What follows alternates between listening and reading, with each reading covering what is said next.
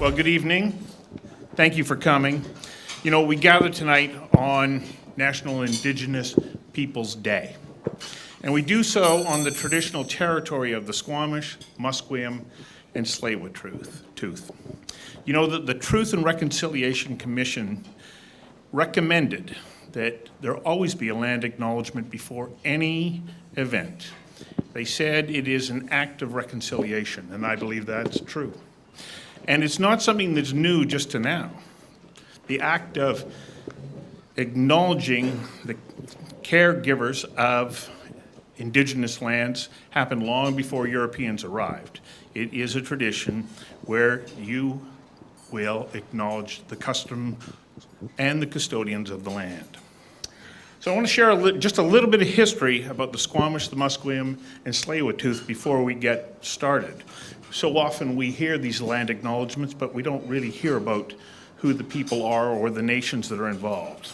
So the Musqueam, the Tsleil-Waututh, and Squamish are three independent nations whose people have called these areas that are Vancouver, the North Shore, and Howe Sound home for long before Spanish and English explorers came here in the mid-1700s.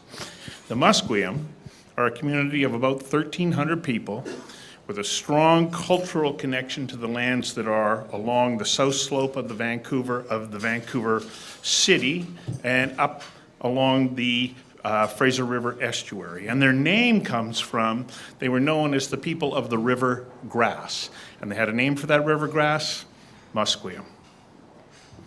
The Squamish, which is quite interesting when I was doing this research, as they're known today, the nation was formed in 1923 when a wide variety of villages who were socially, economically, and politically organized came together and became known as the Squamish Nation. And their territory includes the Burrard Inlet, English Bay, False Creek, and Howe Sound watersheds, a massive territory of about 6,700 square kilometers to more than 23 communities.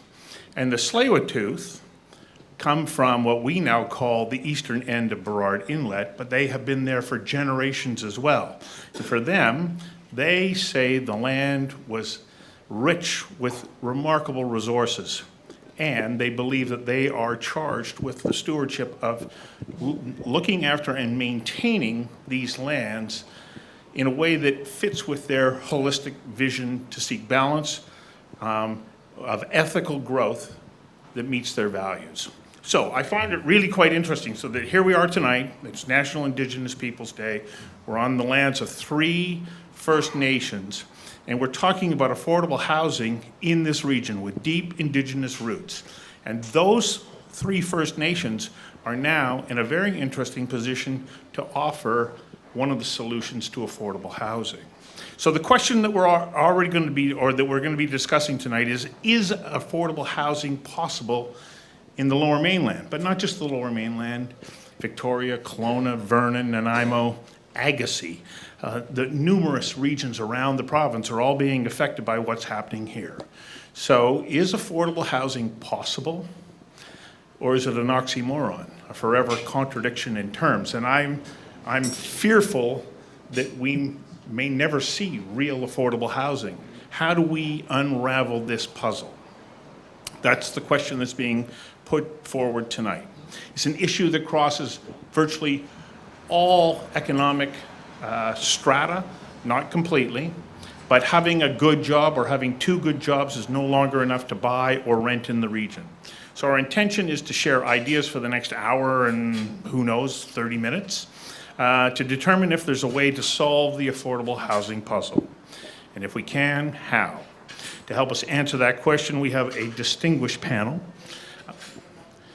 I'm going to start with an introduction to Bernd Christmas, President and CEO of Nedjkai Development Corporation, which is the economic development arm of the Squamish Nation. And they are set to move forward on the first phase of the Sanok development that will eventually be 11 towers with 6,000 units that could become home to 9,000 people.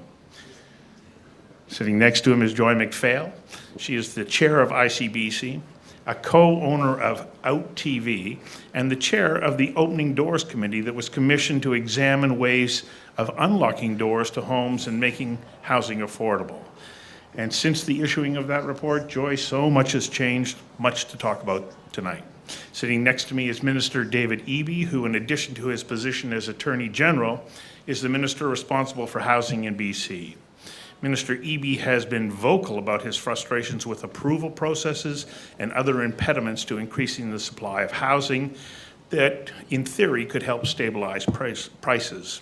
And at the far end, Mr. Bob Rennie, one of BC and Canada's foremost minds in the real estate sector. Now, I also want to point out that in the audience right now, we have Dan Fumano of the Vancouver Sun.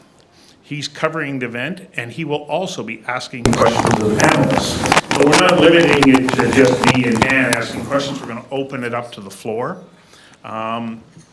Mike Manier in the back there, Mike, just if you have a question, please catch my attention. I'll get Mike to come over and bring you a microphone, but please wait for Mike to bring the mic so that when you're asking the questions, the people who are at home can actually hear the question. Otherwise, we're going to have to paraphrase it for them and we could get it wrong. So, and for those of you who are at home, if you want to send in a question, you will see that there is Slido online. You can send in that question. We're monitoring those questions. We'll put them to Mike, and when Mike has them, he'll be able to ask those questions to the audience and into the room. So, it's time to get started. Can we unravel this Rubik's Cube of a puzzle that is affordable housing? And if so, what's the first step? How do we go from here to there? It's as though we don't have the roadmap right now. But to set the stage, Bob Rennie sent me in a video about a week and a half ago that I would like you all to see. And Bob's going to explain what you're seeing on camera to see what the dramatic increase in housing prices in Canada is, not just related to Vancouver, but Canada in relationship to the rest of the world. Bob, I'm going to ask Amy to roll the video in just a moment, and will you please explain what we're seeing and what were the driving factors? You're going to correct me, are you? Yeah, this is a video that somebody sent me about a week and a half ago, and I sent it to Stu just out of curiosity, and so you're going to play it now. We're going to play it now. Amy, can you roll that video for us, please? So while you're watching the video, what Stu sort of took something off of what Minister Eby, David and I had a conversation for the Urban Development Institute about 2 weeks ago, and something in there Stu thought might be appropriate here is that housing is a science. It's politicized. We all have our opinions, but sort of the metrics that are affecting housing today, and I think the reason Stu and I talk like this is it might guide the conversation today, is we have to look at immigration. We're going to have more deaths than births in Canada by 2036 and in British Columbia by about 2032. We have to look at jobs, the over 35,000 jobs that are coming to our region and primarily to downtown and the Mount Pleasant area as we're looking at housing. And one of the numbers that I've used when you look at this graph that housing is up 165% since the year 2000. Well, since the year 2000, it's up another over 20%. So 20% of 165 is another 32%. So we're close to 200% up since the year 2000. But one of the factors affecting housing here is our homes that we live in are tax-free, and in 2006, clear title housing in our region owned by over 55-year-olds was $66 billion. Today, there's over $400 billion in clear title housing owned by over 55-year-olds, and $114 billion of that is owned by over 75-year-olds. So that's money that's being transferred by the living as opposed to transferred traditionally through estate planning. And then you look at the pressures on construction that we can't get away from. Even if Minister Eby could interfere in municipalities and approve 100,000 homes right away, how are we going to build them? There's 9% job vacancy rate in our construction industry. At lunch today, all I'm hearing from developers is they can't get steel, they can't get concrete, and the prices of wages, and that's affecting everything that is going on right now.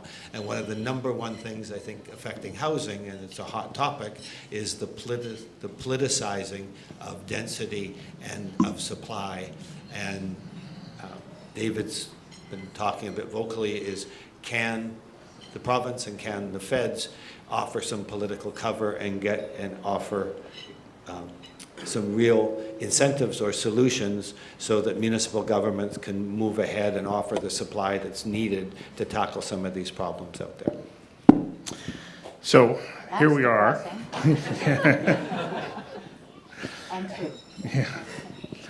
Here we are, and as in my opening remarks, I indicated that First Nations in the region can play a very important role. Bernd, this is not news to you, but many people are asking, what exactly are you bringing to the equation, and how can you help to change the dynamic here in the Greater Vancouver area?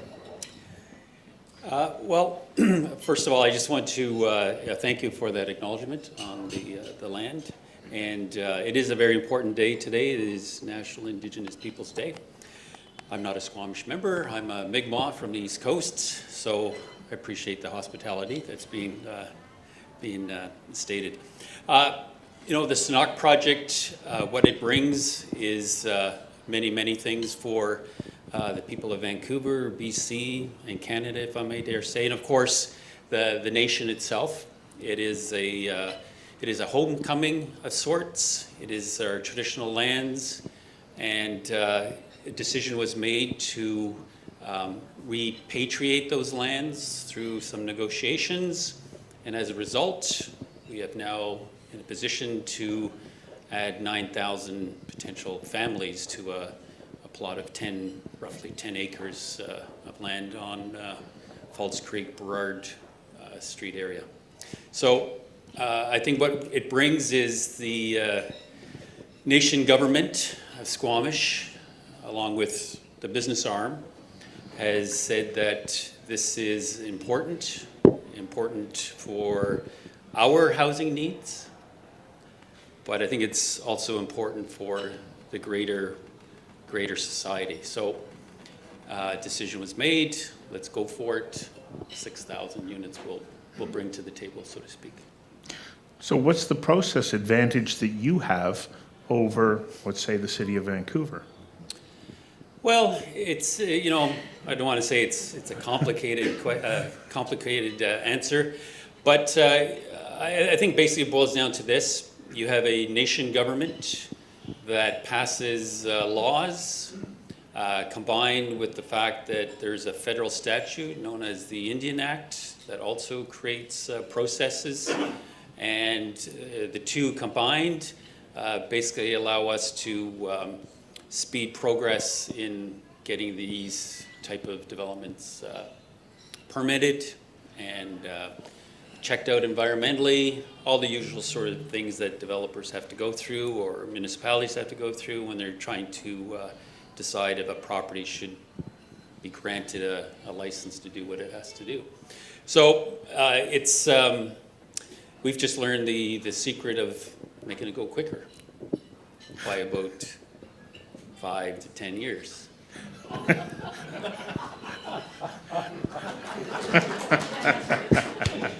That's a big difference. You know, Joy, when you issued the Opening Doors report, you start by calling for a call to action to change the planning framework to one that proactively encourages housing. In other words, the rules of the game governing how much housing gets built and quickly, they really have to be updated. And what you're hearing, and from even when you issued that report, what are you thinking now is the process that we can go through to get to that point? Well, again, thank you very much for having me here, and it's a particularly important day, Bernd. You're absolutely right. So our report was released a year ago, actually a year ago this week. And yes, our first call to action amongst 5 was to speed up, expedite the planning and approval process at the municipal level. You started off by saying, is this housing crisis solvable? And I would answer that by saying it has to be in order for us to save literally our well-being in our community.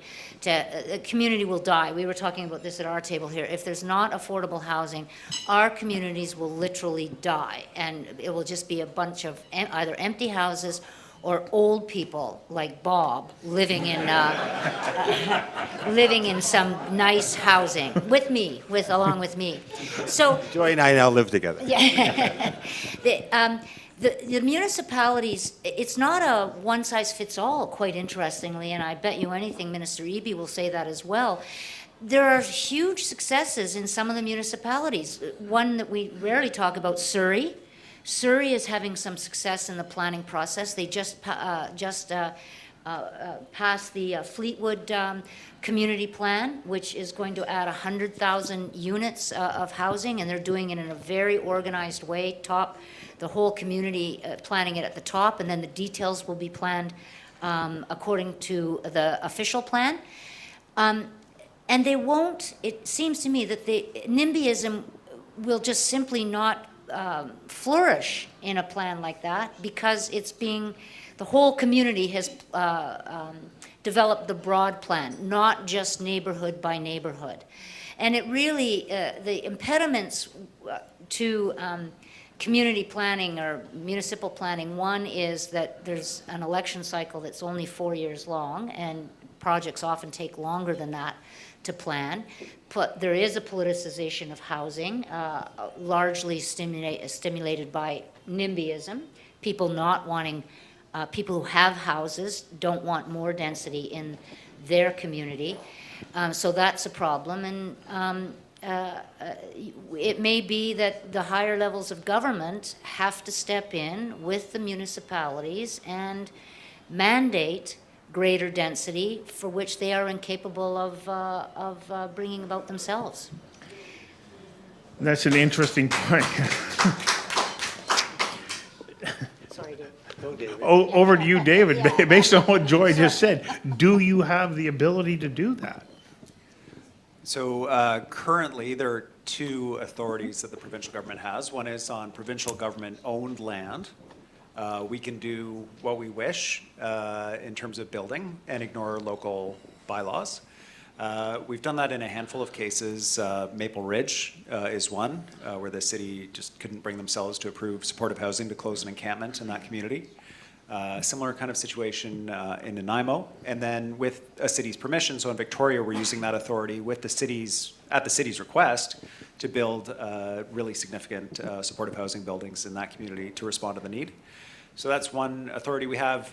The Minister of Municipal Affairs has another authority that can override local government land use decisions that aren't in the public interest. I don't think I'm aware of it having been used. There is a strong tradition in British Columbia. It's very different from Ontario. It's very deferential to local governments around land use planning, housing, and so on. And one of the messages that I've been trying to deliver to the cities, and it really doesn't matter the mayor, like when you talk to the mayors, they will all tell you the same thing. We're doing our part, we're pushing as hard as we can, we're delivering the housing that's needed. It doesn't matter if it's Oak Bay or West Vancouver or Coquitlam or Burnaby or Surrey or Vancouver, they all say the same thing. Everyone wants to be seen to be doing this. I think they believe that there's political support for improving housing availability, but the actual results are the problem. And I could rhyme off, and probably will before we're done, many projects that are stalled. And so my project right now has been to educate as best as I can the city councils and the communities about why we need this housing. 100,000 people moved here last year. That was a 60-year high of people moving here from other provinces and other countries. It just hasn't happened in 60 years. Happened at the same time as the MLS listing service had their lowest level of inventory in December that had ever been recorded in the history of the Metro Vancouver MLS service. And so trying to impart to these folks the need for housing, our government funded housing needs studies for local governments so that they could have an idea. City councils, if you have the opportunity to speak to them, and I know there are a lot of people in the room who have, are like just this side of volunteers. Many of them have other jobs. They don't have any background in understanding what the population demand is, what the housing needs are in their communities, what's a reasonable ask of someone who's proposing to build housing, what isn't. And so a group of people around the table start listing all these things they'd like to see, and maybe we should take 5 floors off, and like maybe the shadow on the park is a problem, and what color is that shed going to be? And then before you know it, 8 years are passed. So this is the work we're doing with municipalities to try to drill down on what can we do.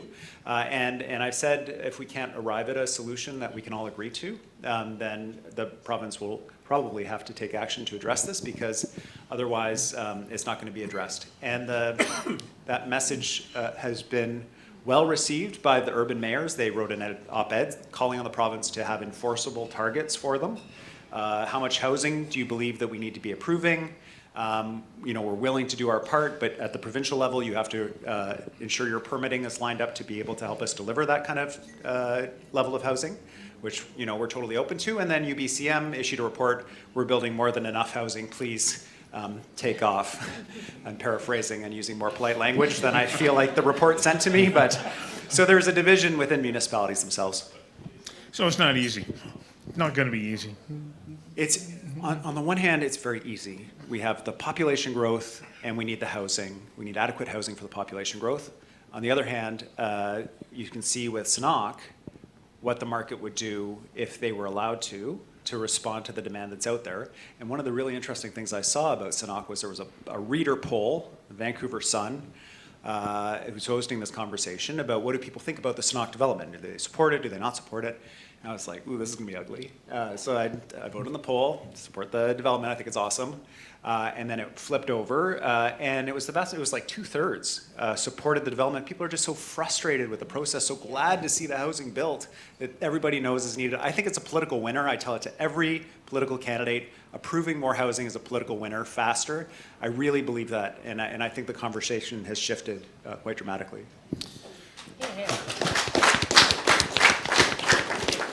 I want to turn now to Dan Fumano, who's in the audience. Dan, please direct questions to our panelists. Thank you, Stu.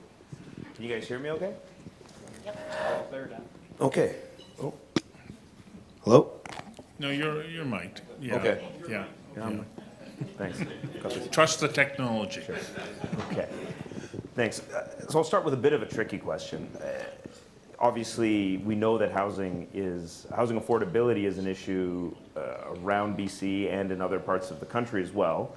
But I mean, here in Greater Vancouver, the benchmark price for a detached house is a little over $2 million, the latest numbers I saw. The benchmark price of a condo is a little under $800,000. If we agree that we would like housing to be more affordable, what do you think would be a good result a year from now or 2 years from now or 5 years from now? Should those benchmark numbers go down 10%, go down 30%, stay the same for a few years, only increase by 5 or 10 or 20%? I'd like to hear what each of our panelists think about that. Starting with whom? Well, we start with the minister. Yeah, it's classic question because it defines the problem by the price of the existing housing, and it's a really challenging question for politicians, right? Because the headline will be, oh, Eby says that housing prices should be cut by 30%. So There it is. Write it down right now. We have it on tape. So I define the solution to the problem is that people are able to find housing that fits their needs within what they can afford, the budgets they can afford. And that may or may not require a decline in the value of individual single detached family homes. You're sitting beside Michael O'Dane, who's obviously a legend in the development industry, and his company builds homes at UBC, where I live. And they build them in large quantity, and they build them very quickly, and they are at a roughly, I would defer to the realtors in the crowd, at about a 20% discount from downtown Vancouver. And I think, it's, to my mind, one of the most desirable places to live in the city. Pacific Spirit Park, University of British Columbia, incredible. And the reason is, I think, that they are able to deliver that is that they have an approvals process that makes sense, that's intuitive, that's predictable, that they can build a certain level, that it doesn't take many years. And he can speak for himself, but like as an outsider looking at this, looking what his company is delivering in my neighborhood, and then looking at what they would have to go through across Blanca Street, as I was talking about over dinner, it's just like the building I live in is illegal, the home that I live in is illegal, across Blanca Street, and you just can't do it even. So I don't define the problem as we need to give a haircut to everybody's home valuation to a certain level. I define the problem as, can we find different ways to deliver housing more affordably to home buyers and to renters, and the answer to that, regardless, is increased housing supply. Bob? Because I know you've got thoughts on this, Tom. So UBC is 30% less than downtown Vancouver. But the problem that we have is you're concentrating on Vancouver, and we have to look at the solutions within the region. This is Greater Vancouver. Yeah. But This is all the way to, this is But Greater I don't Vancouver. think it's $2 million for Greater Vancouver. That's the real estate board of for- Greater for the Vancouver. I don't know. benchmark pricing You know the numbers better than of- anyone. I don't know. Of housing. But the problem that we have is when Bern's doing rental, you're going to be $5 per square foot with construction costs and everything. So that it's not really a solution. When you look at Fleetwood, right now, we're breaking $1,000 per square foot in Surrey. So those prices that you're saying, a miracle will happen if they'll stay the same without an abundance of supply. And the problem we have with supply, as I mentioned earlier, if we do approve 100,000 homes, and David can offer some political shielding to our civic governments so Thanks, that Bob. we will get supply Don't worry, I'll coming take out this, there. yeah. And he can't do it before October 15th because it'll be too politicized before the civic elections. I don't buy that. I Ooh. don't. It should be an election issue. It should be, but the problem is some people are going to attach themselves to that, and other people, like Colleen Hardwick, are going to disassociate themselves from that. And lose, I hope. She has. That's a non-political statement. Well, I'll make a political statement that we should back her a bit so she won't be a councillor anymore. but it's toxic without real supply, but I don't know how we're going to deliver it. Like, it has to be looked at so holistically, but we're too Vancouver-centric, and we have to look at the region. I've been doing this for 47 years. A career was good to me in the first couple of years, but we built in Burnaby. We didn't. You look at the word Vancouver, and I'd like to remind everybody that Surrey will have a larger population than the city of Vancouver by the end of this decade. But we're not going to be called Metro Surrey. We're going to be called Metro Vancouver still. But it has to be just looked at so holistically, and Bern's $5 per square foot rent at $2,500 for a one-bedroom and $1,000 a foot at Fleetwood, which is $500,000 for a 500 square foot one-bedroom. That's not getting me to affordability. Because if you're buying a $500,000 home, it's a lot of money to you. It's only cheap to somebody looking for $1 million home. So I don't know what the solution is, but we need it really, really fast. I'll go with what Joyce says. It should be, but I think the minister has to be very careful that it becomes a political hotbed for the provincial government rather than the goal was that it should be for the civic government.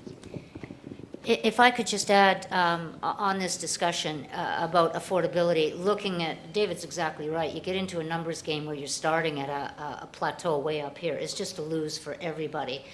And there are other factors that affect people's, the affordability of housing. Public transit, what are your commuting costs? That's been turned on its head in the last year, or last, I should say, 5 months, where people would, what is it called, drive till you qualify? So people would move out to Cloverdale, Surrey, even Coquitlam in order to qualify for a mortgage that they could afford, and they were willing to commute and pay the costs. And now we have people living in Langley who could afford to live there and raise their family, and they're paying double the cost for their commuting costs.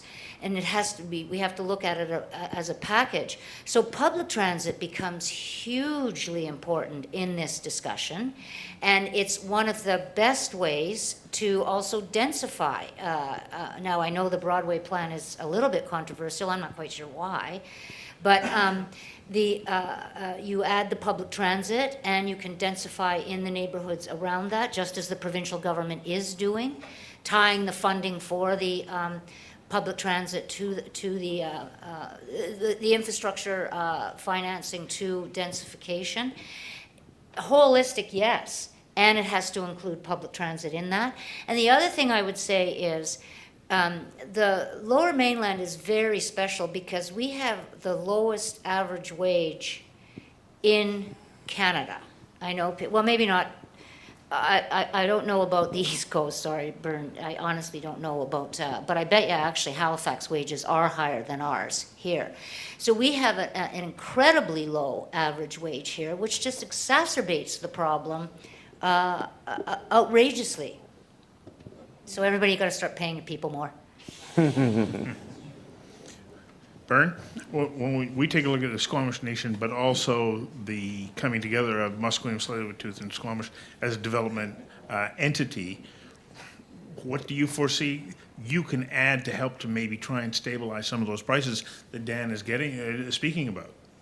Yeah, I think our solution is just provide more product and more units, and MST, the Musqueam, Squamish, Tsleil-Waututh triad. That's a good example of what's happening with fee simple lands, and then us, Inchkai, will develop other on reserve properties, similar to Sanok. So we're just going to keep going. We can't wait. Our nation members are looking for homes that are affordable and that are sustainable, environmentally friendly, have been rigorously watched and managed by its government. And so, so our solution basically to answer it is we're just going to build a lot more. We're going to keep building. Yeah. That's what we have to do. The statistic I saw, or it was mentioned, 100,000, there's a shortage of 100,000 approximately. So we decided let's add 6,000 right off the bat. Let's keep going. And that's our plan. That's our solution. Dan, you have a follow-up question? Yeah, I thought the point Joy raised about the importance of public transit and infrastructure and having complete communities that are denser. As she mentioned, the Broadway plan is before Vancouver City Council right now. We might maybe get a decision on it tomorrow, hopefully, one way or the other. But I know that there are a lot of people in that Broadway corridor. There is, I'm not sure exactly how many, but there is, anecdotally, I can say there is some sentiment, and beyond the Broadway corridor, but people who don't mind the idea of more density, don't mind the idea that there could be taller buildings and more neighbors, but they're worried about the existing amenities in their communities, like schools, which of course are funded by the province. So some of the schools in the Broadway corridor are already way over capacity. There isn't a school in Olympic Village where there's been an empty plot of land for 10 years. So I'd like to hear both what Joy thinks, if there is something that the province and the cities can do to kind of work together better, and then as well the minister and either of our other panelists, if there is something that they can do together to, if cities are going to approve more housing, how do we make sure that there's enough schools for kids to go to, parks, other things like that? Well, I'll start because our report addressed this. The Opening Doors report did address the way community amenities are funded now by municipalities, and it's not a one-size-fits-all by any stretch. There's two ways, and if I get this wrong, please step in, Bob. But there's development cost levies that are legislated, the list of what governments can charge, municipalities can charge under development cost levies. It's listed, it's legislated.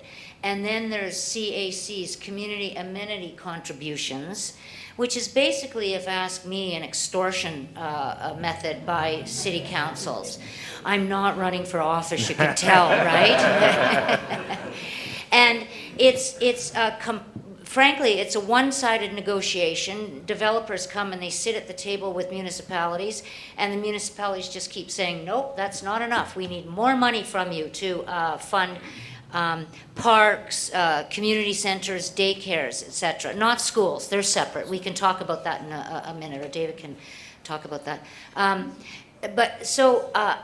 Our report said there has to be a whole reform of this kind of funding by city municipalities, and that basically that community amenity costs, charges should be eliminated because they're so nefarious, they're ephemeral. It can be one day one person is paying this much, the next day another developer is paying less or more, favoritism, etc.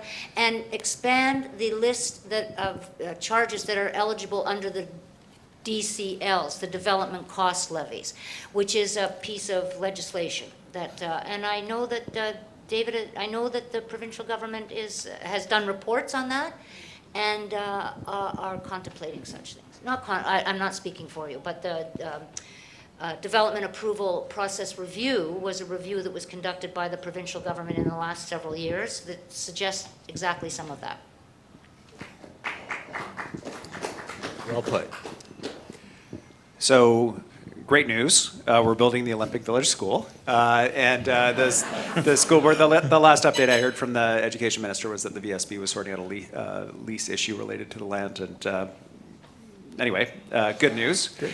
But underlying your question, Dan, is something that makes me crazy.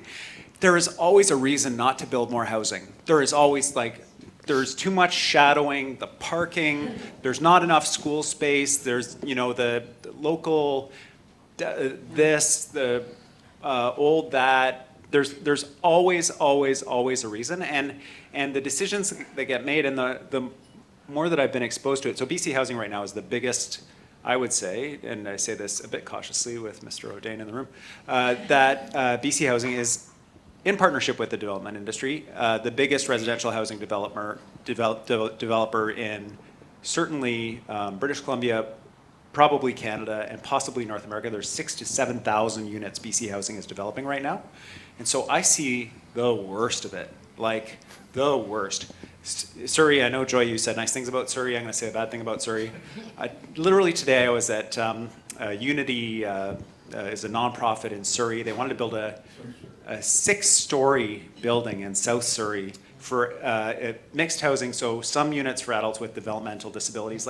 These people are the most beautiful, charming, kind, lovely adults living with disabilities. It'll break your heart to talk to them about how they were really hoping to live in their own apartment, and unfortunately the city voted it down.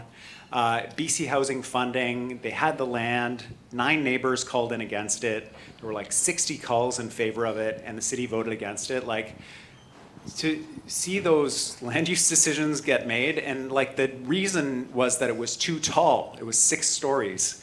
And so it's beside a gas station and a strip mall. So I guess, yes, those are lower structures, but the view, not super impaired, right? So the thing is about this, Dan, is the schools will get built. We're rebuilding from from a deficit around schools in Surrey in particular, thousands of new seats opening in Surrey schools. And I understand why people are apprehensive about that, given some of that history around portables and so on. But the alternative is a San Francisco crisis, and we're headed that way. You can see it. You can see it in Abbotsford. You can see it in communities where they've never had a significant homeless population. And if we're not building for the population growth, that's where we're headed. And I don't have a lot of frontline San Francisco experience, but it's not a great situation, and it's a place that really restricts the development of housing, and is like us, West Coast, temperate kind of weather, attracts a lot of people from all over the world, and also from across America, and we're headed there if we're not careful. And to Joy's point, this is a livability question, and it's not just for the Lower Mainland, it's for South Vancouver Island, it's for the Okanagan, and it's even in smaller communities where the issues are totally different. The municipalities are dying for a developer to come and build. Prince Rupert is dying for somebody to come and start building multifamily in Prince Rupert, for the port, for the 800 jobs a year the port's adding. So, to go to Rupert and say you're not approving stuff fast enough is a bit so cities are all very different, but we got to get this figured out, and I'm very committed to that, and I know the government is. Mike, I understand we have a question from Slido. Yeah, actually, Stu, 2 questions leading in Slido are both rental related. So I think I'll toss both of them at the panelists to see how you think. The first one is, in Surrey, there's a desperate need for below market rentals, yet the housing is not part of any of the neighborhood concept plans, including the Fleetwood neighborhood plan. Can the province dictate below market rentals for neighborhood concept plans? That's the first question. And the second one related to rentals is, why do municipalities not offer rental housing built by municipalities on long-term lease land with affordable rents based on family income? So I'll take the first one. My legal opinion, take it for what it's worth.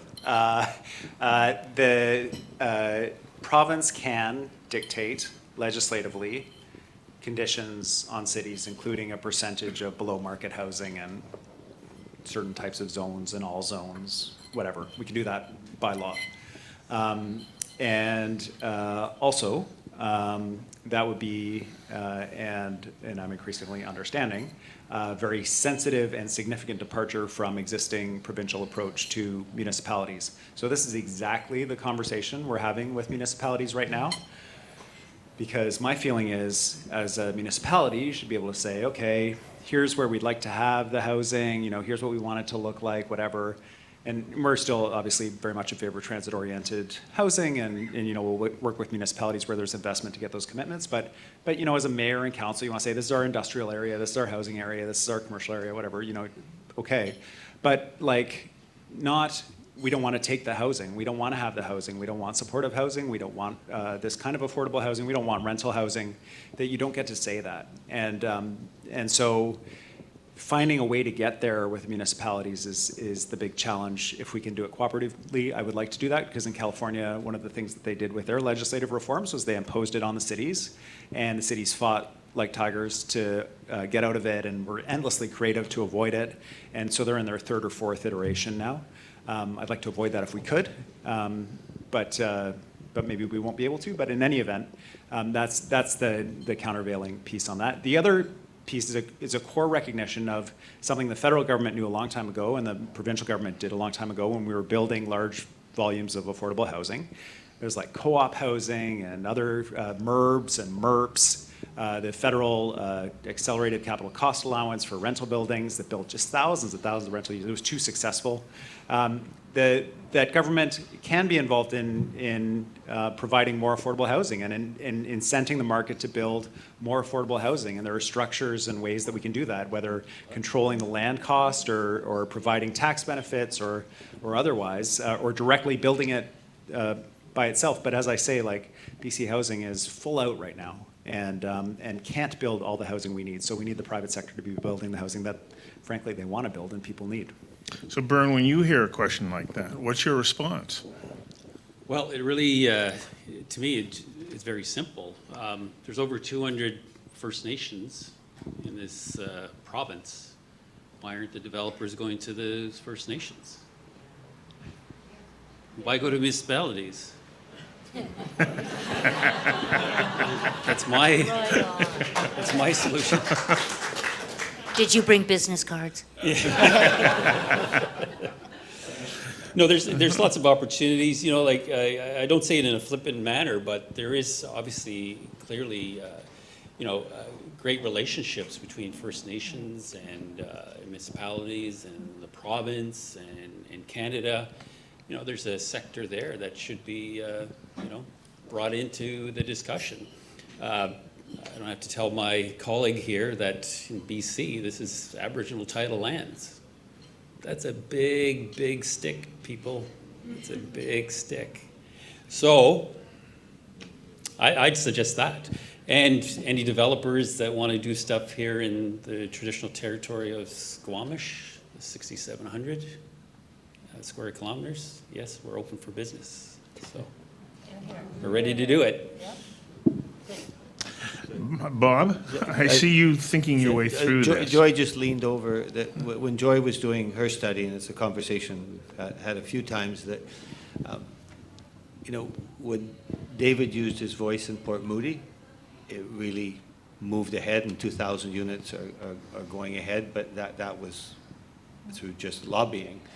But what I've thought is, if we could get the province and the feds involved and offering, I'm like a broken record on this topic, and offering civic governments $10,000 per door on rental units that are approved within 12 months, maybe it's 18 months, but somebody smarter than me can figure it out, but within a shorter period of time, and maybe $15,000 per door on social housing, and $7,500 per door on home ownership that's below 1.5 million in Vancouver and say $1 million in the region, but somehow incentivize our civic governments to take the political risk to cause this supply.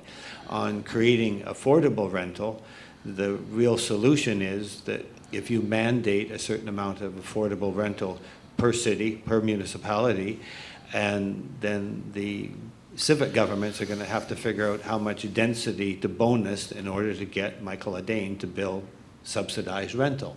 And it's just a really easy equation, but when you see 6 stories, a title, and 6 stories turned down for real social good because of 9 neighbors that were vocal, and we're coming into an October 15th election, do we need some sort of panel or ombudsman that we can go to, something that overrides the politicizing of housing? Because that was turned down just for political electability. No other reason. Because, you know, you can go to Dunbar, they get mad at 4 stories. Now we're going to Surrey, they're getting mad at 6 stories, but you get a comprehensive plan like Fleetwood.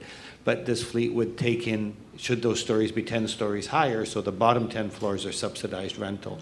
I think that's that holistic solution that we really have to start to look at, and hopefully our provincial government can take some of that clout, because I think what Dan was saying before when we were sitting at the table is public sentiment has changed towards supply, maybe not on the west side of Vancouver enough, but it has changed towards supply, and we should be taking advantage of that public sentiment.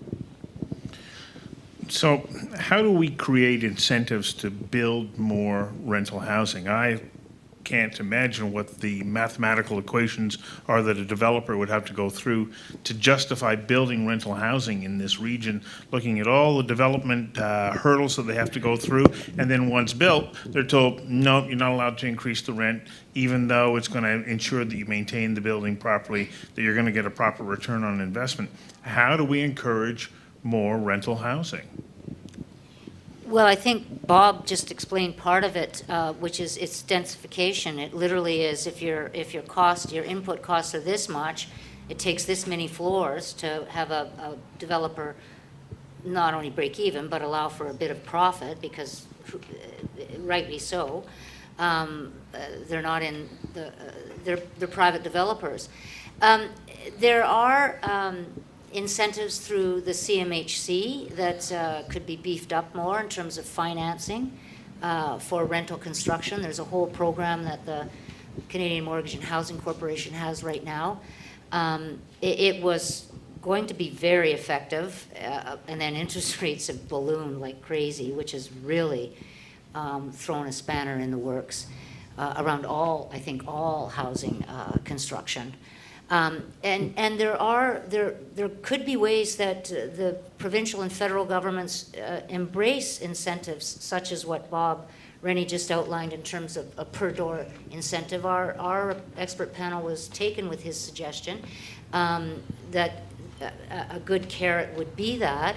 And the flip side of that is that you have an incentive that perhaps is a little bit more stick, which is what David Eby was talking about, that if housing needs are established in a formalized way, are agreed upon between the municipality and the provincial government, and if the municipality over a course of months or years doesn't meet that housing needs assessment, then the provincial government can step in and mandate it. So it's a carrot and stick approach that you take. The problem is right now, with construction costs skyrocketing and interest rates, the only solution to get the building built is higher rents. And that just flies in the face of affordability. So then you have to have some sort of incentivizing of bonus density so that they can build more rental to take the risk of construction and higher interest rates. You mean the financial model is, the financing model is only that you have to charge higher rents? So you had a pro forma 3 years ago. It's just being approved. Well, now interest rates are up. Right. and construction costs are up. it So doesn't- higher rents is the only solution unless you had more density on that site to get a better pro forma. So I would add to Bob's answer again cautiously. If approvals processes can be reduced in terms of the time, I know that that is a huge, the land carrying cost, the carrying cost for developers is a significant additional cost in the operation of a building. At the provincial level, we offer financing for rental housing, middle income rental housing. And that will be increasingly attractive at provincial borrowing rates as bank rates go up. It's amazing what is possible by providing that financing to someone that is building rental housing in terms of the affordability that they can then return back to the development through reducing their interest charges during the construction phase, and it gets replaced by a takeout mortgage at the end, so the money comes back to the province. It's a catalyst. It's not used up. And BC Housing is essentially running a $2 billion bank that does these kinds of construction loans right now. So that's another way that we can do this kind of work. I fear very much, along Bob's comments, that the window for this opportunity of building rental housing is closing. The pension funds, the insurance companies, the other big holders of large pools of money that look at rental housing as a way to ensure some cash flow, but also have their investment funds generating income and I would say maybe even being socially constructive in the process. That they rely on a certain return, they rely on a certain cost of construction, and their pro formas rely on this. And when they go into an approvals process, there's a fund like this that wants to build a building on 10th Avenue in my constituency, and I try to use examples from my constituency because people are like, well, you say that for our community, but wouldn't you like in your own? Okay, my house is surrounded by towers. Okay, I'm fine with it. We love our neighborhood. So just want to clarify that. So, but on 10th, there's a lot that's a contaminated site, used to have a dry cleaner. This insurance company wants to build a rental building. They've been waiting for 2 years to have their moment in front of City Council, and they're asking for 14 stories. And I said, like, why are you guys only asking for 14 stories? What are you doing? And they're like, well, we can't roll the dice on some bigger project because that's going to put us into another approvals channel that may take additional number of years, and then the project isn't going to be viable. And so, here Point Grey Village is struggling, like the stores are struggling, like there's desperate need for rental housing. This private company wants to build it, the city wants to do it, and I just can't figure out why we can't get there. So that kind of thing drives me absolutely nuts, but I feel like the window for those kinds of buildings is closing, so we need to get them approved and across the line as quickly as possible. Bern. I think someone should go and do a case study analysis on the approval process that the Squamish Nation did, and you'll be... What? A one-page case study. You'll be stunned. You'll be stunned. It's all about time. Yeah, our pro forma is right on because of time. It's not 5-6 years old. It's 6 months old, and we think that's old, especially in light of what's happening with the potential interest rate increases on, I think it's July 13th, so the rumor says. So I agree, it's just a matter of time. How quick can you do it? And I think, again, from the Enchkai perspective, the Squamish Nation has been able to go boom, boom, boom, boom, and voila, you got Sanok.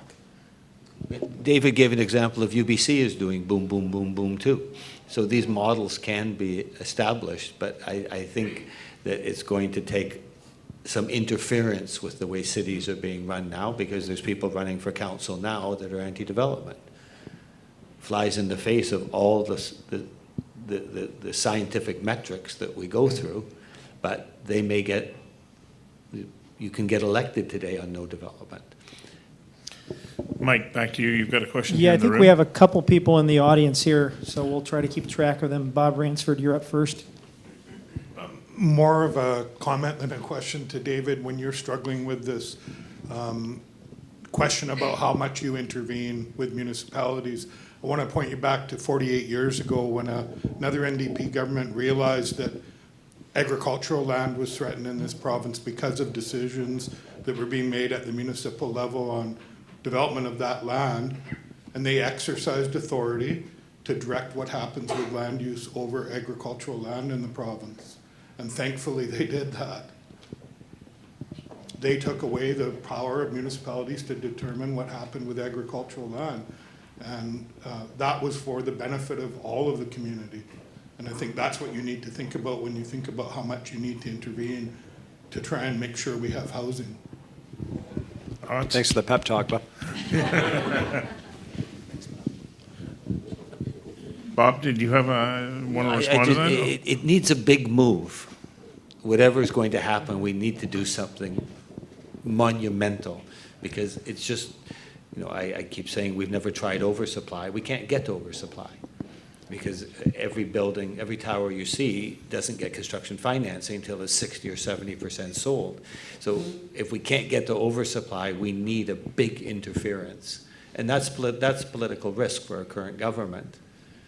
But if our cities aren't taking the political risk, we're going to need the big guys to step in. And maybe you need federal clout to do that too, because you'll need some political cover. But we need a big move, like the agricultural land. So Bob, when you say that you need 60 or 70% of the units sold, that's a bank requirement, right? The banks take zero frickin' risk in any of this. Really? Facetiously, that built my career. Is the Okay, I'm in favor of it. if we're going to live together. but the banks, it depends on how much equity you put in, but the way the development community works is you need in excess of 50%. It's usually 60 to 70% sold with 10% on your way to 20% deposit. Still, Yeah. the banks put up the financing. I know, and so the banks put up the financing. I'm just saying in terms of I was just thinking about this now.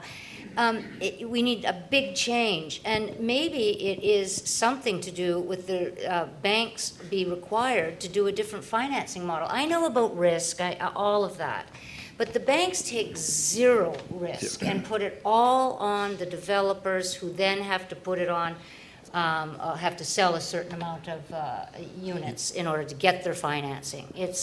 So you would need the feds to cover the bank's risk that the developer hasn't achieved. Could be, which is what CMHC was set up to do, and maybe they need to broaden their mandate. But on rental, that's not sales. If CMHC or somebody came out with 5-year money at 0%, if you get going right away and the approvals go right away, you'll see rental build. Yeah. But it's some sort of underwriting that's a big move. Yeah. So the banks have to be at the table. Holistically, yeah. Or financing from somebody. Financing has to be at the table, financing that's has to be right, at the yeah. table, yeah. That's right. Mike, you have another question? Yep. Okay, this is a question that starts with Minister Eby mentioned that UBC was 20% cheaper. Please ask the panel about the 99-year lease where rentals are set based on the building cost only, and the land lease is repaid after the buildings are paid off.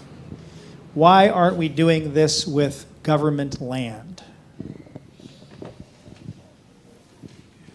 Sure. So great question. So the first piece is this is, I think, right. If we can find ways to control the cost of land in terms of the overall development, and there's lots of different models, there are community land trusts, there are co-ops, whatever, then that's a really effective way to deliver affordability.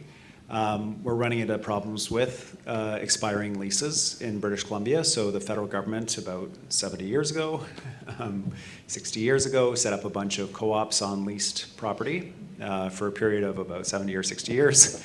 And so as you might imagine, those leases are coming up The properties are worth a significant amount of money. There's a bunch of buildings with seniors in them living on these lands that they don't own anymore. And it's created a bit of a headache, so, which is a real understatement. So the opportunity there is controlling the land costs. The leases do eventually end. South Falls Creek is another good example of that. And so we do probably need to think about what happens when these leases end, even with that model. But I agree with the core of the question, which is that by dedicating land or having public ownership of land, you can control and support affordability. So that is behind the spirit of a bill that recently passed the legislature, Bill 16, which allows the BC Transportation Authority to purchase not just the footprint of the transit station, but lands adjoining the footprint of the transit station, so that the housing that's delivered on and around the transit station is affordable housing, because the people who use transit are the people who are buying and renting more affordable housing. And the irony is that the closer you get to the transit station, the more expensive the housing is. And so we're trying to control a bit of that dynamic by holding the land and the control that's associated with that. It doesn't mean that there won't be partnerships with private developers, as we do with BC Housing, to develop those sites, but by owning the land publicly, we're able to deliver more affordability. Bernd, what happens as far as ownership in Sanok? How's that structured? Well, it's owned by the nation. So it would be The a underlying lease. land is the nation's land. And those who would buy would obtain a lease? Yeah, yeah. That's how it works, yeah. Yeah. Very simple. Bernd, you're doing primarily rental? Yes, rental, yeah. So what do we say to residents who don't want change? Like, you're already running into that, Bernd, yourself. Like, Oh, that's to me? Okay. Yeah, but not just you, to everybody. Residents go, I don't want change. Yeah, we face that at Sanok and other projects that, I'm not here to speak for them, that's another organization, but MST, they're facing the same thing. I think we'll face it everywhere else that we start moving on different files, whether it's the real estate or energy or forestry or fishing, whatever. But in the Sanok case, I think people, what they have to remember is this is about housing, but this is also about a homecoming. Just imagine early 20s, you're on a plot of land there by, what's Rennie Park now, and then all of a sudden, government officials show up, put you on a barge, take you over to the other side. As you're leaving, your houses are being burnt down. So it's very dramatic, what I'm saying here. But on the other hand, the nation are saying, we want our land back. We went to court, got that land back. Settlement was made. We got the 10 acres. And there's some other stuff that's not at liberty to speak to right now at this moment. But the point is, it's the nation leadership and is saying, well, we want to do this because we're reclaiming our homelands. And it is going to be done because we have to put affordable housing. Like any other government, it has issues of affordability for its membership. So it has to create some units so the Squamish members can live there at a affordable rate. So make them come home, bring our culture, bring our arts, bring our way of life to a land that was taken away, brutally taken away. And we want to allow Canadians, people of Vancouver, people of British Columbia, greater Canadian population, come and join us in this celebration of coming back home. So it's not as simple as, are we going to build a rental housing? It just seems to be as part of the process. And we found a way to do it through amazing leadership who've thought this through.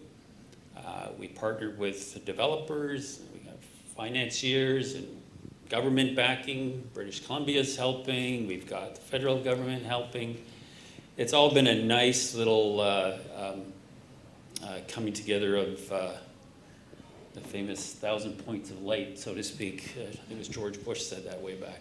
But it's from a heart-wrenching situation to a celebration is occurring, and I think it's amazing, and I think we're all very excited to be a part of it.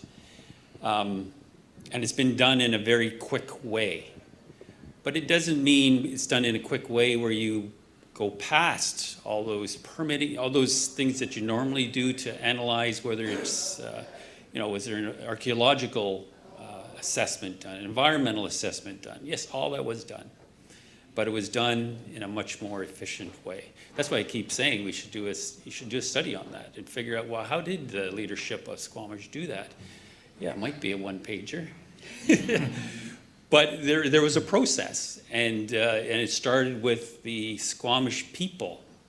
The members of the Squamish people voted at I think it was 83, 87% said, we want to come back home. So it's where we are, and I think a lot can be learned from, by this process, by entertaining into business relationships with the private sector and the government sector, and in this case, Squamish Nation. And I'm sure there's other types of these scenarios that can be brought to bear throughout this province. For a fact, I know that could happen. So those are my few words there. So Joy, you brought up earlier the fact that there are people who go, I don't want density, but what do we say to those people? I don't want change. Like, there has to be a message, and it has to face reality. It's a very good point. NIMBYism reigns, and it carries way too much weight in all of the decision-making at the municipal level, because voices who show up are those that live there already and have single-family homes. The voices who are going to benefit from rental accommodation, a nice 6-story building with their daycare nearby, or they'll be able to live close to their mom who's aging. Those voices aren't heard at public hearings because they live somewhere else. And so what our expert panel suggested was that really the consultation should take place at the design of an official community plan. And this is done lots of places, here in British Columbia, across the country, and definitely in other jurisdictions in Europe, etc., where the whole city gets together and designs an official community plan that talks about where transit should be, where our schools should be, where's the most efficient use of our parks, and even protecting view cones and not shadows, that's too much beyond, but to help with. And so the official community plan then is designed by lots of voices of those who want to live in the city, not just those who live in the city currently. And then from the official community plan, zoning flows, so that you're not having a building such as David described in Surrey, a 6-story building in a strip mall, having to have what's called spot zoning, where the municipality says, we're going to look and see on that one building whether the zoning works or not. And they vote it down. Or they extort money from the developer, as we talked about earlier, in the form of community amenity contributions. So big plan where everybody's involved about who wants to live in the city. And then the zoning flows from that. And if you're bringing forward an application for approval that meets the zoning, abides by the official community plan, you don't need a public hearing. So maybe a big plan is that the province could subsidize these community plans and insist that they're in place in the next 24 months. But something Dan said at the table is a benefit of COVID is when everything was online at public hearings, a lot more positive voices came out. That's right. Because stealing Dan's words, that how can a single mom give up a Tuesday hoping that she'll be speaker number 72? How can people put in that time? And not everybody's equipped for the booing that comes in a public forum when you're positive about development. So the online process has helped. But I'm all for the community plan as long as, I think it's Hemson's that did a study for the city of Vancouver, and there's be 144,000 new jobs in Vancouver by, I think, 2051. We're using 82,000, but that was a recent report.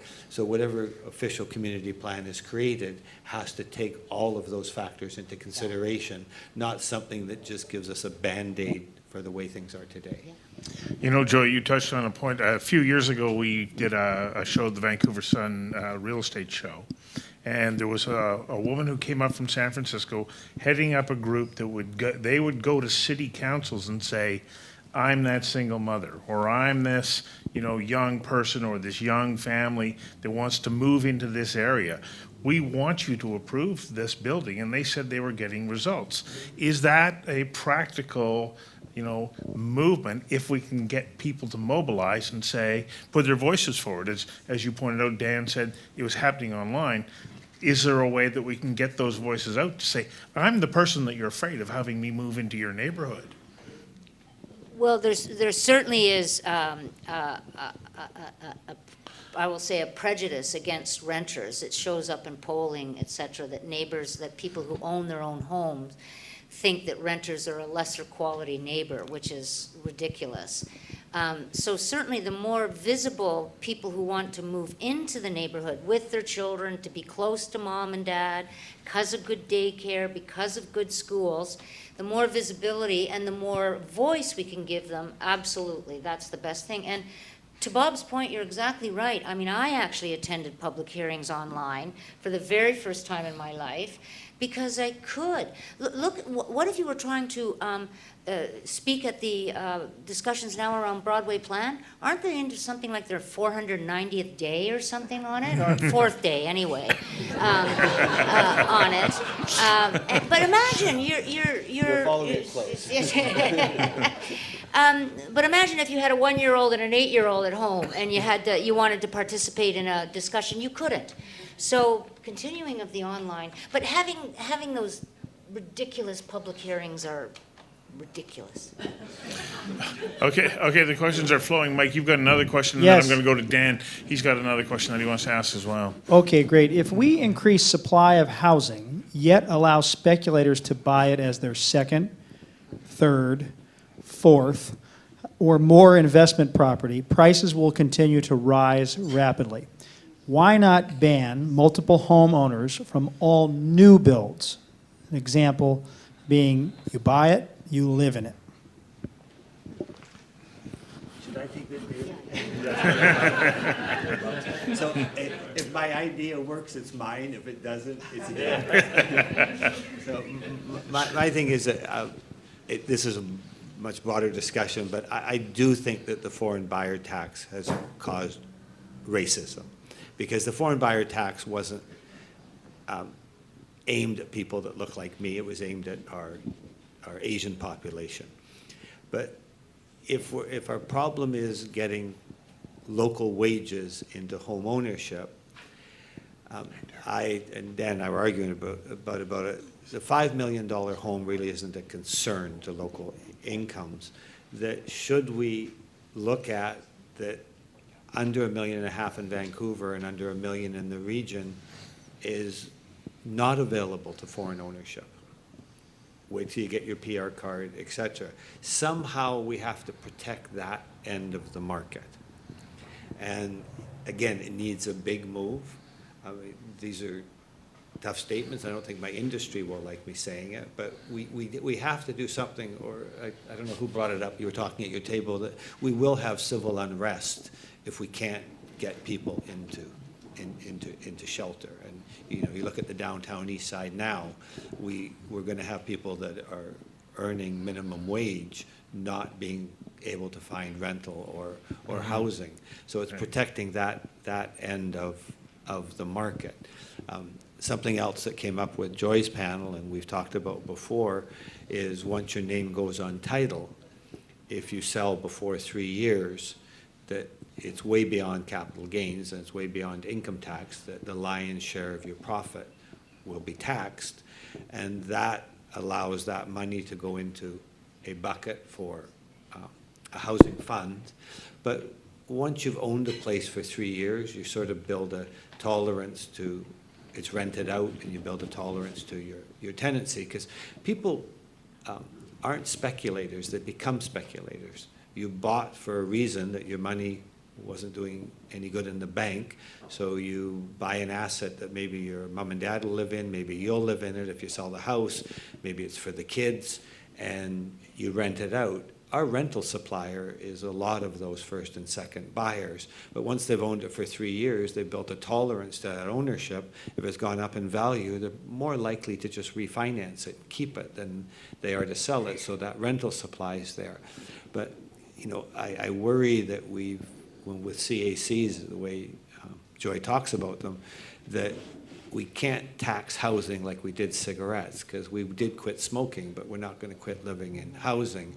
But it's finding ways to protect that lower end of the market. Mr. Eby, you were ready to answer that question. Are you still ready to answer it? Yeah, sure. Yeah, that's my idea. Thanks, Bob. A couple thoughts. One is this issue illustrates the complexity of the housing problem that we face, in the sense that, as Bob said, a lot of people who are buying second, third homes, those that aren't doing short-term rental, and that's another issue that we need to talk about, but are renting out. And the reason why they're renting out is we have a speculation vacancy tax that targets if you leave the place vacant and you own a couple homes in an SVT area. And that brought, the latest number was over 20,000 homes that were previously vacant back onto the market, which is a very positive thing because we desperately need that rental housing.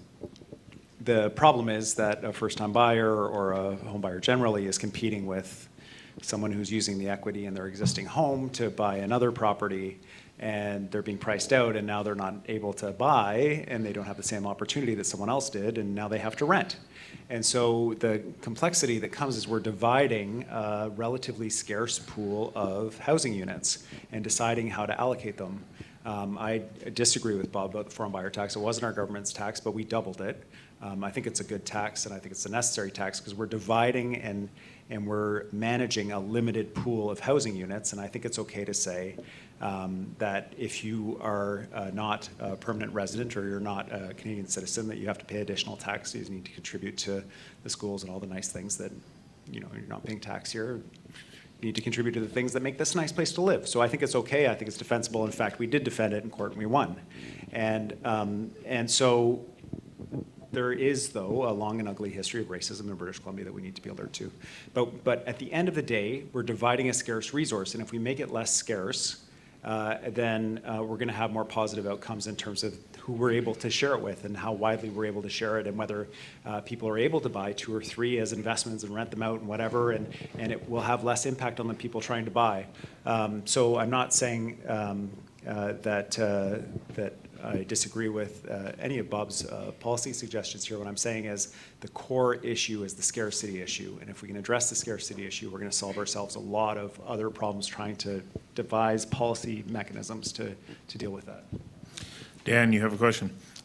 Yeah, Minister Eby spoke about to the scarcity point, and then also earlier about the closing window to build rental housing. We talked about rising interest rates, construction costs. I'd like to hear different perspectives on 2 questions. One is, if the province changes or caps the maximum allowable rent increase, what impact, if any, could that have on, you know, big institutional capital that might be looking at investing in rental housing development? What impact could that have on rental supply? And the other thing is, are there other factors maybe that we haven't talked about that could either help or hinder the production of housing, especially rental housing, whether it's economic, political, social factors? Are there some other things that maybe we haven't thought about that could have a big impact on the future of housing supply in BC? Let's work our way down from Bob through to the minister. Bob? So, on the what will impact it, you know, one of my comments was our last city planner in Vancouver is if I come in and ask to build 100 rental units, a developer comes in, you should say no, but if you build 150, I'll let you do it. But you bought up view cones shadowing every restriction that's there limits how supply is created. So the elasticity has gone, and they open the book and they just say no. So how can we get a lot more elasticity into, Susan Anton used to argue it doesn't matter whether it's rental or whether it's condo, it's the built form that affects the neighborhood. So let's look at those built forms, and maybe if the built form is for rental, you let people build 50% higher. It shouldn't have been 14 stories it's applied for, and it's the Safeway site, David, on West 10th. They should have applied for 28 and got a really economically viable model, and they could have put, if you allowed that density, they could have put affordable rental, or a lot more affordable rental into it. But we need elasticity. There's so much rigidity in the system right now that you can't get supply through. Joy? I'll answer your question from the point of view of the actual person renting, because it's way beyond my ken to answer anything else. But we actually looked at this in our expert panel. We had giant brains from the various universities do a study for us on rent controls, because I think that's basically what you're talking about is rent control, how that will help. And actually, our report examines all of this and has the study, shows the studies.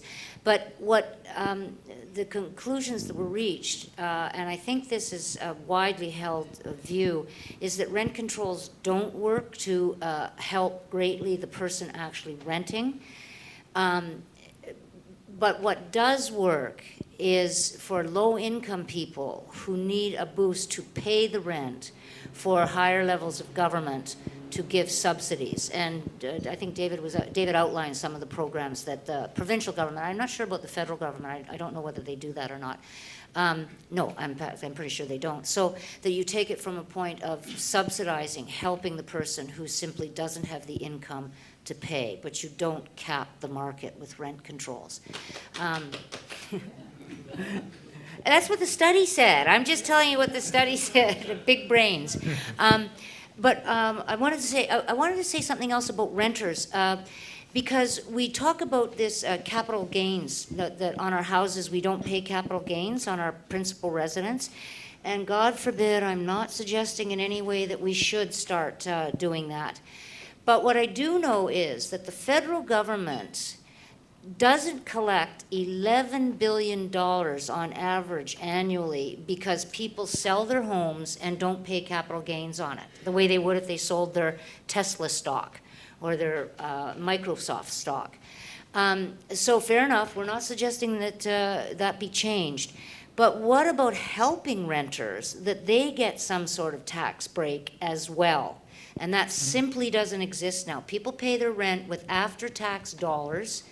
And we just said to the federal government, hey, kids, could you look at that? Like maybe have a tax-free savings account for renters specifically, where they get to save more in a tax-free savings account because they're renters, etc.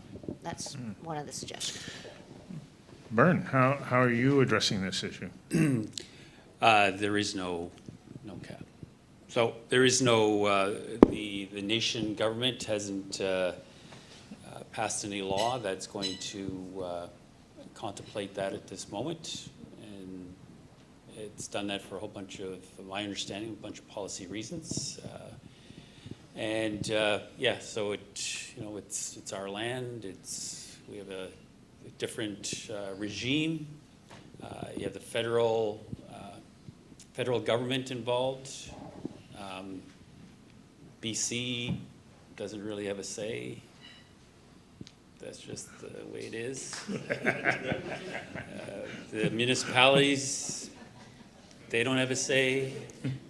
But in seriousness, it's a different regime, and decisions are made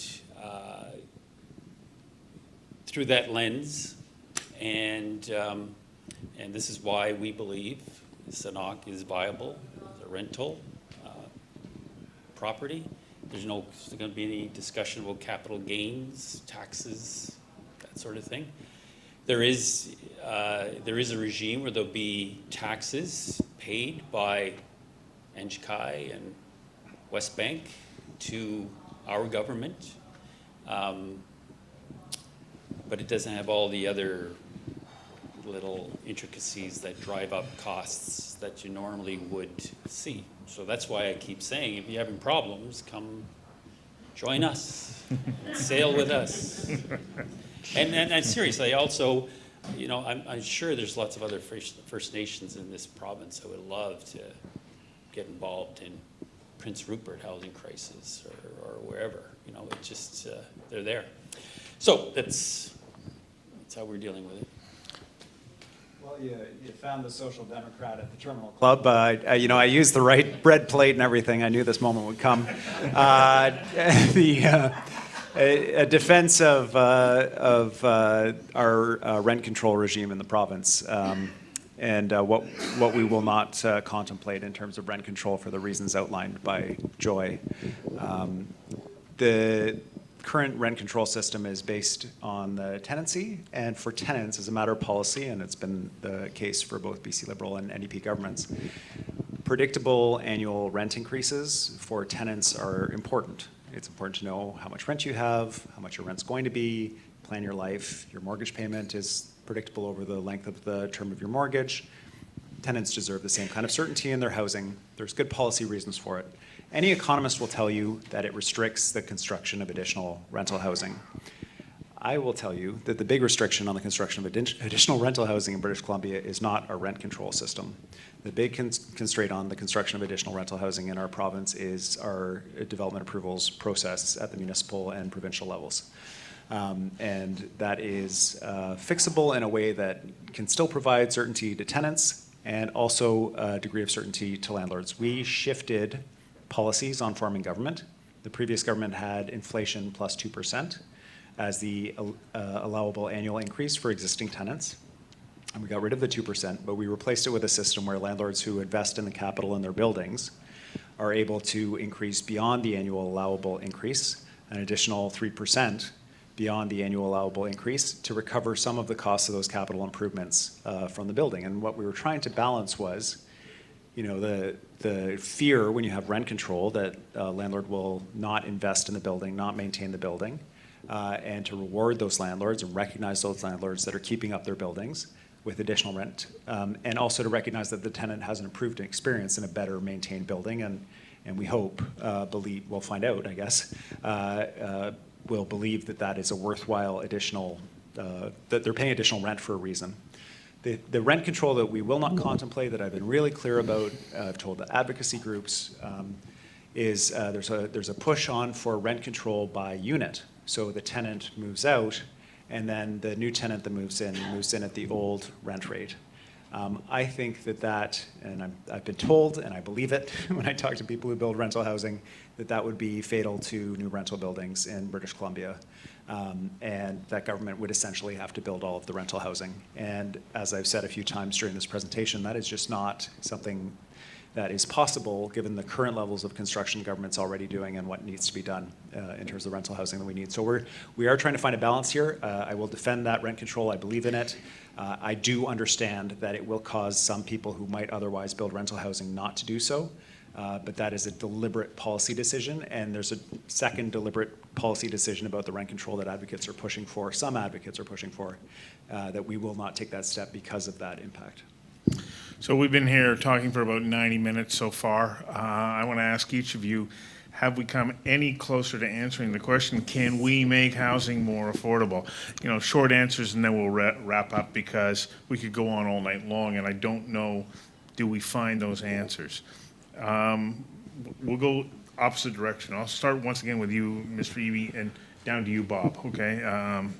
Bernd, Joy, then Bob, and then we'll wrap it up because it's a fascinating topic. It's one that is so complex, it's going to be very difficult for us to find those answers, but it's important that we're asking these questions. Yeah, so I think what my takeaway from the discussion is we all and I don't want to speak for other panelists, but I certainly found a lot to nod along with my colleagues on the panel about the issue of supply and the need to bring on more housing faster, and that is ultimately the answer to the challenge that we face. And it's not just this panel; it's politics generally right now. I mean, Pierre Poilievre and I agree on What? Pierre Excuse me? Poilievre and I agree on the major housing issue that we face, which is the inability for people who want to build housing to build the housing that we need because of various layers of policy. And when you have that level of agreement across the political spectrum, then I think maybe you're onto something in terms of what the issue is. So there's lots of points of departure between Mr. Poilievre and myself, but I think there is a growing consensus about what needs to be done, and you heard it on the panel here tonight. Thanks very much for having me. Yeah, Thanks to my thanks, colleagues. Bernd. Yeah. Well, I think the solution is a model of that is Sanok. I think it can be done. People keep saying there's a shortage of houses, homes. We're going to bring in over 6,000 units. That's going to be a small village of about 9,000 individuals. We're going to reduce the carbon footprint. There's going to be hardly any parking. It's going to be bikes, and it's going to be transit and buses and other things. But it is something that has been thought through very carefully. I don't want to be sounding very flippant here when I do all these kind of things. Just come work with us, la la la. There is process. The nation has set up a process. It's not a lawless development. It is a very regulated body. As an example, we talked about the Residential Tenancy Act. We've adopted certain aspects of it. The only thing that we haven't adopted is as far as I know, is the capping of rents. But there's other things that like you got to make sure that you got fire and police services, and the welding joints and the sewer system are done to code, and it's there to protect the people that are going to be living at in these homes. So put that in your mind that he's just talking about a lawless Wild West, literally a Wild West a piece of land. No, it's a very heavily regulated by the nation government. NCHI is a business in business with a developer, Westbank, and we're trying to solve the crisis that's facing this city, this province, and I would argue this country. People want to come here. There's amazing jobs here, but where do they live? Where do they want to go? They can't find a house. So that's how we think it's a solution. We want you to come and help us on other properties as well. There's lots of other developments that we want to get involved in. If you have developments that are facing 6-year, 10-year delays, I come see us. There's the pitch. Let's move. But this is done also in a very, very collaborative approach. I say that BC government doesn't really have that much say, but we still work with the BC government. The BC Housing Initiative is providing funding to our nonprofit sector, which is again a very helpful. That's a different entity. It's called HEAM Housing. The federal government is coming in. See, that's another thing that you got to keep in mind. You want federal government to come in and help. How do you do that? Through First Nations, because they have a fiduciary duty. They believe they own this land. You see my smiling? But we work collaboratively, and so they bring all kinds of other things to bear that municipalities may not be getting from that level of government. So you got to look into this a little bit more. This has only been a 90 minutes session.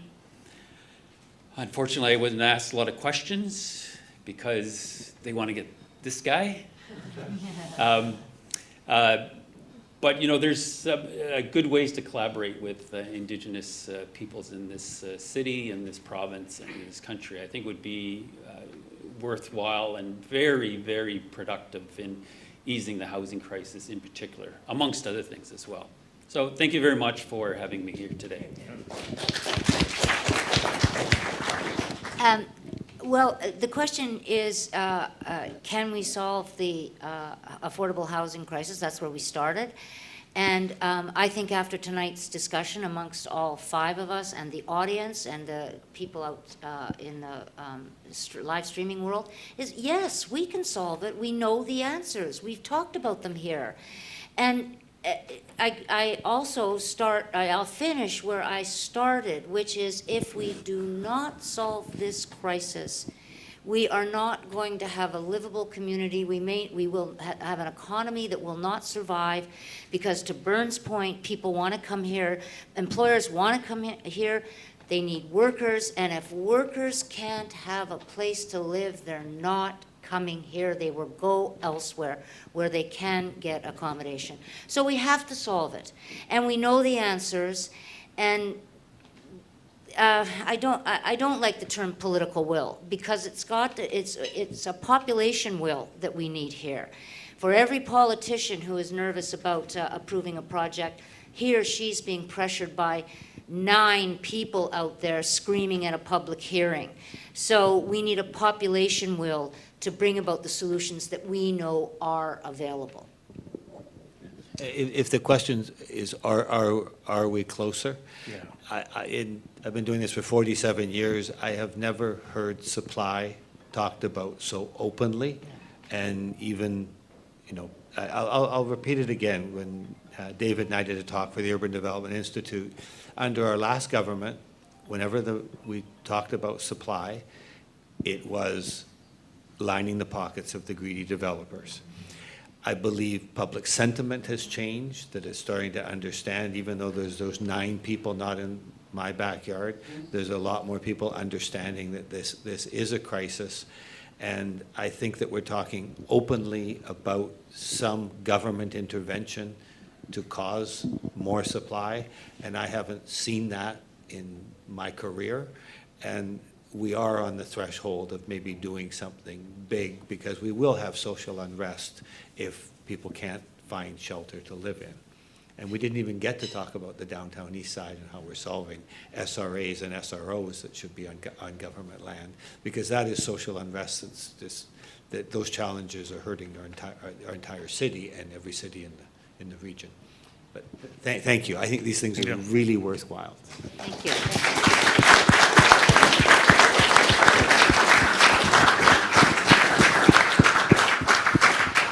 Thank you to the panelists. Thanks to all of you who came out tonight and made this evening possible. Thanks to the organizations that sponsored us, BD Development, Polygon, and BC Landlord. Without their support, we wouldn't have been able to put on this evening, and we hope that we can do more. This is the first of what we plan to make a series of live conversations in this venue that will address hot topics and issues of our times. Thank you very much for your time tonight. Thanks, Stu.